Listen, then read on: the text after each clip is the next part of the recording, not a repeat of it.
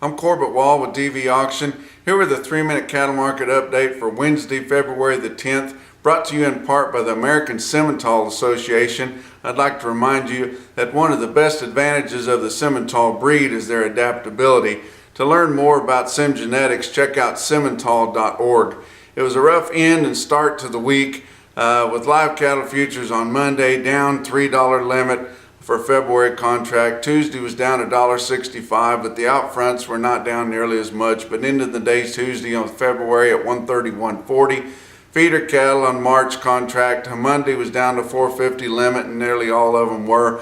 Tuesday was down just 32 cents, and actually some of the out fronts were actually up a little bit, but ending with March on Tuesday at 149 even. CME feeder cattle indexed at 159.76, so more than $10 of basis there. Real-time index on Cattle Market Central's at 156.61, and it lost 67 cents on Tuesday. You can bet CME feeder cattle index will lose that much or more by the time it comes out the next time.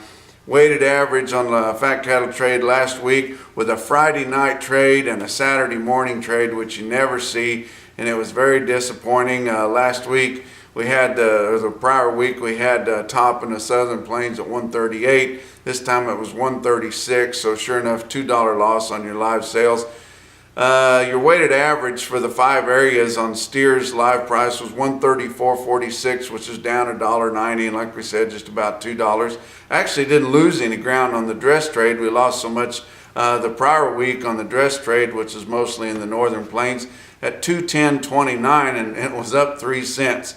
But a lot of tag on the cattle in the Northern Plains, and really miserable kind of conditions up there, boggy, muddy. Those cattle are struggling and burning off a lot of their energy just trying to stay warm and get through the mud. But the packers are making pretty good money right now. They just continue to keep being able to buy these cattle and make money on them, with the box beef kind of bouncing back now. Cash feeder cattle, Oklahoma City had 6,200 head on Monday. Feeders were 2 to 5 lower. Calves steady to 2 higher with improved weather in the Southern Plains. And we see that and a big difference, 61 degrees here on Tuesday down in Oklahoma Panhandle and Texas Panhandle. And up here where I'm at, north of Kansas City, we were stuck in the 20s.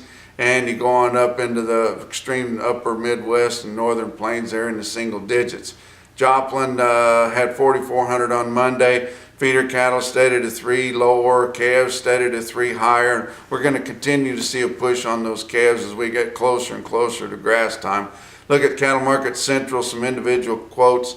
Phillips, South Dakota had a load of steers Tuesday late afternoon, just after 4 o'clock, weighed 737, bring 162.50. And then compare that to just about par with what the feeder cattle board's at 149. That doesn't really make a lot of sense. Winter livestock in La Junta, Colorado had nearly a load of 553-pound steer calves Tuesday afternoon at 197.50. That's 3 minutes, and we'll talk to you on Friday.